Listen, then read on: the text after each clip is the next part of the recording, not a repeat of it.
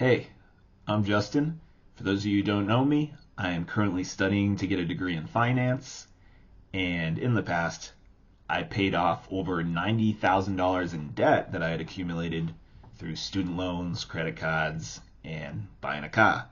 If there is one financial concept that is absolutely crucial, that's like a foundation for everything else, it is that you spend less than you make.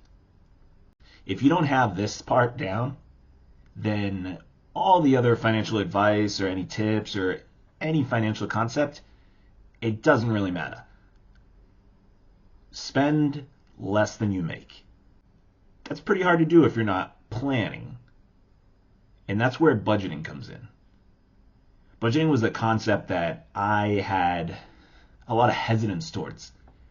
I read several books on finances, all that mentioned budgeting, before I actually tried to budget myself. I did not want to do a budget. And that's really unfortunate because when I started budgeting, it was a pivotal moment in my life. It changed everything. I can't stress enough how important it is. Because if you think about anything, going into it with a plan can make all the difference. Maybe you can relate to paying rent at the end of the month and you look at your bank account and you're like, I just worked all month. Where'd all the money go? When you do a budget, you actually know. You can see very clearly where it all went because you're planning it in advance. And if you've never done a budget, it might seem intimidating. It's really not.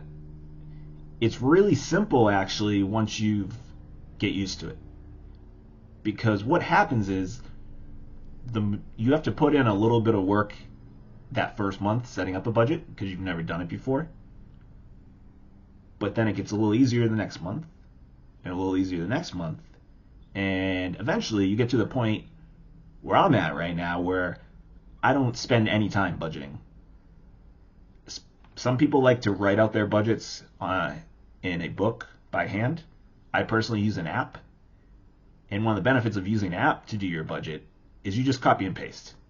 I'm at the point now where I keep my budget largely the same every month, unless something specific comes up where I need to adjust it.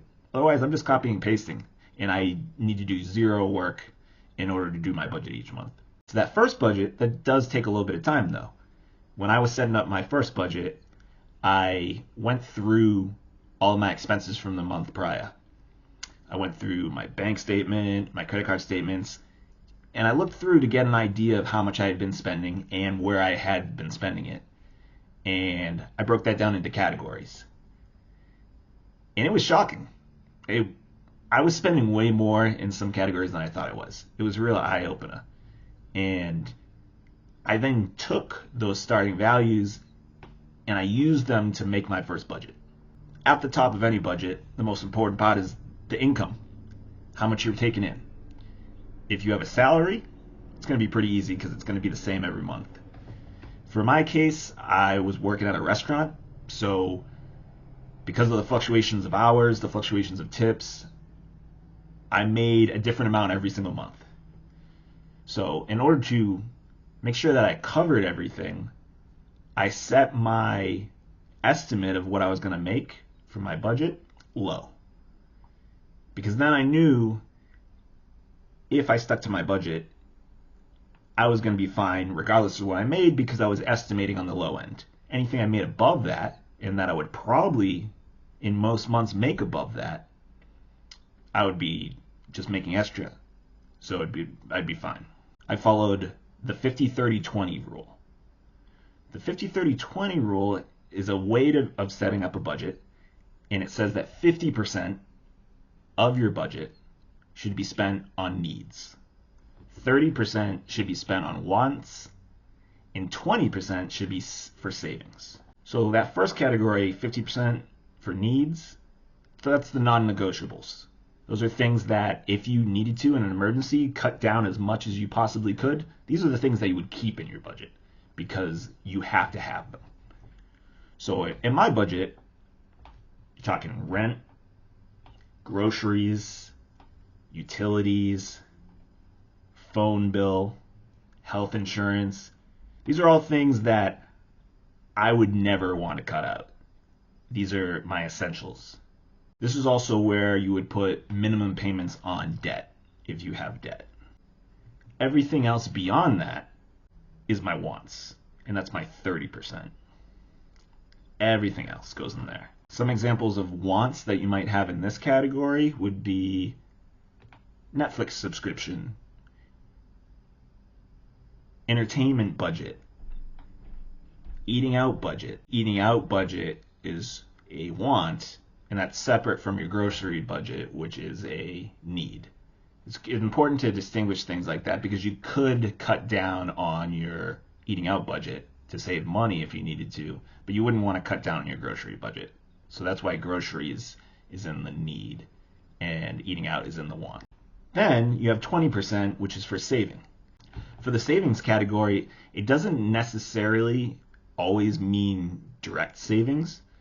This is where you would put extra payments towards debt beyond the minimum payment.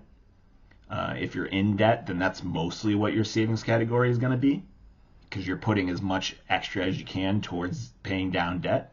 Otherwise, it could be saving for an emergency fund, any other thing that you would like to save for, such as a future vacation, future wedding. And it's also, this is where you would put investments. These are all things that would be lumped into the 20%. And when you make your first budget, you're more than likely not going to be able to hit these numbers, 50, 30, 20.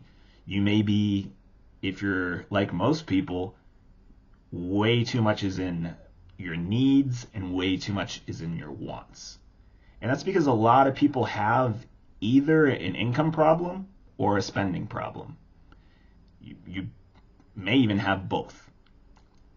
And so part of budgeting is going to really open your eyes to where your money's going because you're allocating amounts to each of these categories you create. You're putting rent, $1,000, groceries, $300, health insurance, $300. Whatever amounts they are, you put in either the amount that you know you will spend on that or an estimate.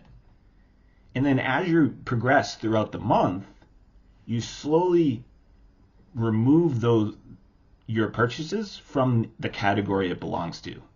So for example, if you go out to eat and you spend $20, you would then subtract $20 from your going out to eat budget.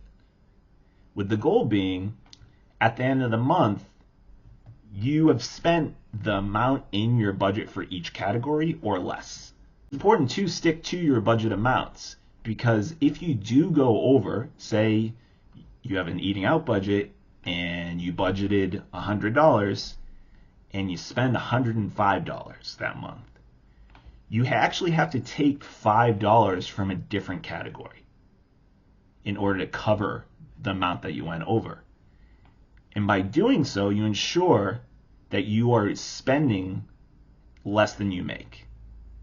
You can't go above any categories because if you do, without taking it from a different category, you're now spending more than you make and you're heading in a negative direction, which is going to cause you to have to take out debt. And that's exactly what we don't want to do. We want to move forwards, not backwards.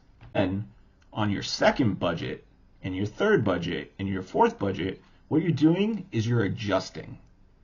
You'll notice what categories you spent more than you thought you were going to spend, or you spent way less than you thought you were going to spend.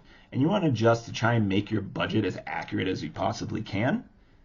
And eventually you get to a point where you get used to the amounts that you've allocated in each category. You've established a consistent lifestyle, and you know that you can live within those limits.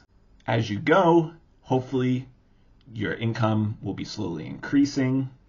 You'll be finding areas where you can cut back or save money and make it a game where, oh, I have $50 left in this category, and There's only 2 days left in the month. Do I want to spend that $50 that I have left in that category? Or do I want to hold back and I can now take that $50 I didn't use and put it into savings? And that's how you slowly adjust and get more conscious about your spending, and you can really speed up momentum on your savings goals. You feel like you got a raise when you start doing a budget. And it's because you're just planning and you're thinking through each purchase, and that makes you more conscious of what you're doing, and you will spend less. The biggest benefit that I got from living on a budget is that after a couple of years, I ended up getting a raise at my job. And because I had established a budget that I was comfortable with and that had a lifestyle that I was used to, when my income did increase, I intentionally kept my lifestyle the same. So what happened is that extra money that I was now making, I put entirely into savings. And at the time, my savings was just extra payments towards debt. And so it gave me this massive boost that a lot of people miss out on if they're not budgeting.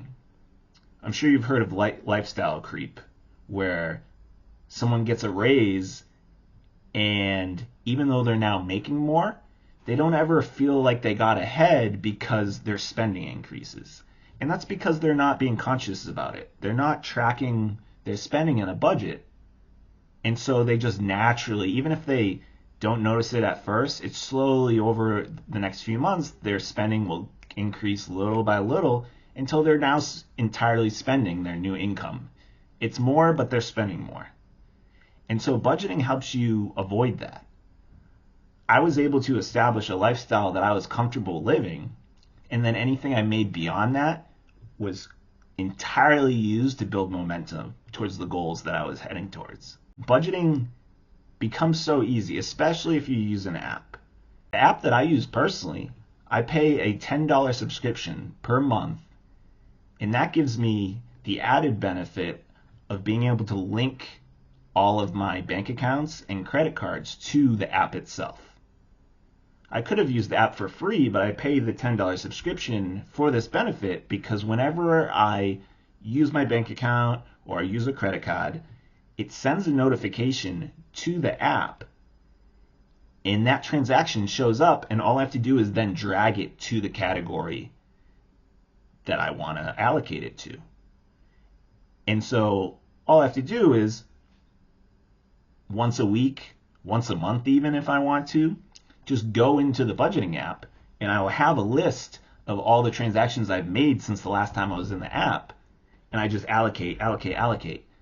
And so I do this on a weekly or close to daily basis so that I always know where my progress is. Oh, I'm spending a little bit too much on this category already this month. I should probably slow down.